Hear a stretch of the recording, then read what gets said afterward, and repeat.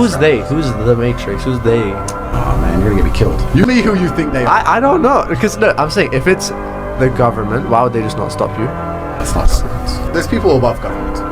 So like kind of like Illuminati type like concept. What do you think, James? I see this when I see a well-written Joe Biden tweet. I'm like, who's got his phone? Who's got his phone? Because that can't be him. This is why you have to be careful who you let into your Halloween parties.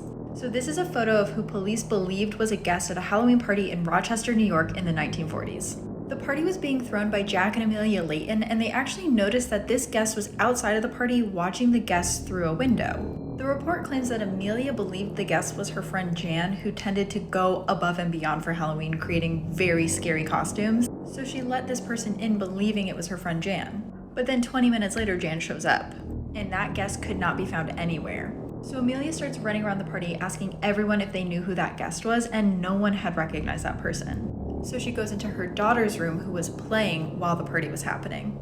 And the police report states that the only thing there left of Amelia's daughter was a bloody shoe.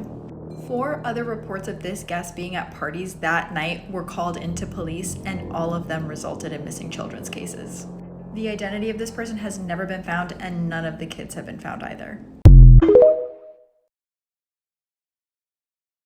Creepy last words people said right before dying. Retired registered nurse Shirley Smith said that she had a rich patient who was a true Satanist. She had upside-down crosses and a satanic Bible at her bedside. The patient was dying of cancer, and Shirley will never forget what happened. It was the middle of the summer, and yet it was unbearably dark and cold in the patient's room, even in the middle of the day. There was such an evil vibe in the room that Shirley would call a priest to pray with her and her aides before they would even enter it. When the patient passed, she had not spoken in 24 hours, and then all of a sudden, she sat straight up and said, "Satan, take me." Then she fell back on the bed and died. After she died, the room got extremely bright and warm. Shirley said that when they moved the patient's body, they had to get rid of the mattress because the most horrible smell was coming from the mattress cover, and the part of the mattress where the patient was laying looked burnt. If you break one of Sam's rules this Halloween, don't say I didn't warn you. Sam is the spirit of Halloween and appears in a new town every single year. He is known to have 4 rules of Halloween. Always give out candy, wear a costume, never blow out a jack-o'-lantern, and number 4, check your candy. Sam goes to different towns to ensure that Halloween traditions are continued and punishing those who ignore it. Sam is very much like a child, always getting in trouble and loves chocolate. Sounds like me. Now remember, as long as you respect Halloween, you should not get a visit from Sam. Đừng bỏ em một mình, đừng bỏ em một mình.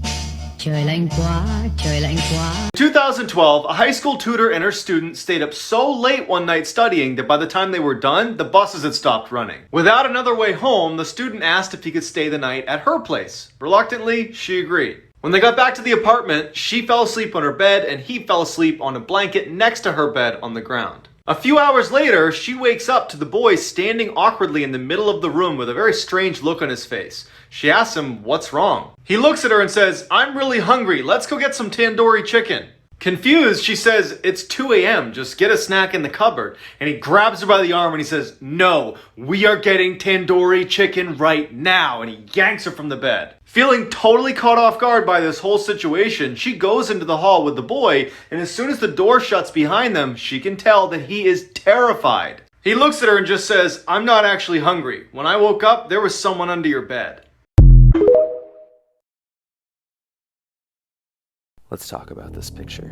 This is a Polaroid that was taken by Officer Michael Tripkin in 2004 as he toured the Yang family residence. But I want you to look a bit closer at the background. Unknowingly, what he had captured in the background was the woman responsible for the Yang family slayings staring directly at his camera. This is all connected to the 04 case, where it's believed the mistress of Trey Yang broke into the family home where she took the lives of all 3 family members, including the wife Michaela, Trey, and their child. This was a very common and sort of old school thing. You know, when there was a crime scene, what you would do as an officer is you walk through and you take pictures so you can document everything that happened. It's just insane that this picture exists. I mean, that the assailant is standing there in plain sight. And if the picture is digitally enhanced, it's an even clearer shot of the culprit's face. And if you guys are loving Creep Time, make sure that you go and follow on Insta.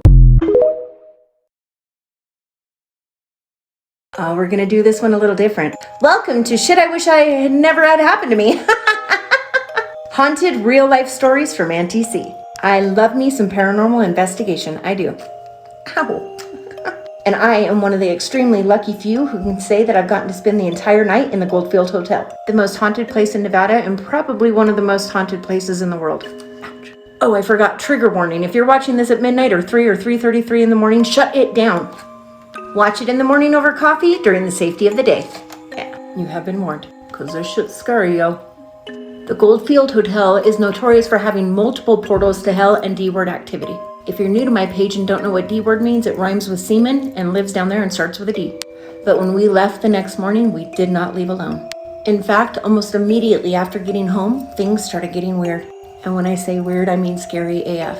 As a medium, I could tell almost immediately that we had brought home multiple spirits, but that was the least of our worries. We unfortunately had some D-words tag along too, all of which began wreaking immediate havoc in our home and on our family. A woman, a man named George, and 2 young children, along, like I said, with the D-words. George did not play nice, and the woman was obsessed with my husband, and the D-words started affecting him and working through him as well. So let's get to it. I'll share as much as I can in this video, but I'll have to make a couple of other videos explaining the other stories. I've never been able to figure out what my spirit animal is, and that will tie in later. I'll explain. I will share the 3 experiences that all tie together. One night I was awoken from my sleep to the sound of my husband screaming. It sounded like this. I shot right up out of bed. But shooting up out of bed, that's all I did. I just sat there. I didn't try to wake him. I didn't try to do anything. I just sat there staring at him when he continued to scream. Guys, I did nothing. After saying this a few more times, Mike shot up out of bed, gasping for air in total panic, all while I just sat there and looked. I have medical knowledge, and the entire time I thought he was having a stroke, but I did nothing. I felt like the worst wife in the world. As he shot up out of bed, I could see pure terror on his face. And there I sat, so ashamed that I had literally done nothing for my husband. And although he was asleep, he knew. And he said, "Why didn't you do anything?" I was so ashamed. Once he gathered himself, he began telling me about this nightmare. He said he thought that I had crawled into bed next to him like I always do, and he went to spoon me. But that seconds later, he realized whatever it was he was spooning was not me. He said it was like a skeleton. It was so small. When he looked down to see what it was, he saw a creature. He called it a zombie, but I know it was a D-word. And it was laying in his arms going, trying to get to him. So that's when he began screaming, "Turn on the fucking light!" That's what he was trying to say. He said he finally reached over this creature in order to turn on the lamp. And when he did, it screamed and fled under the bed. Mike explained at that point it sounded like some sort of a dog was under the bed and began shredding it and tearing it to pieces. Like for part 2, that's where it gets good.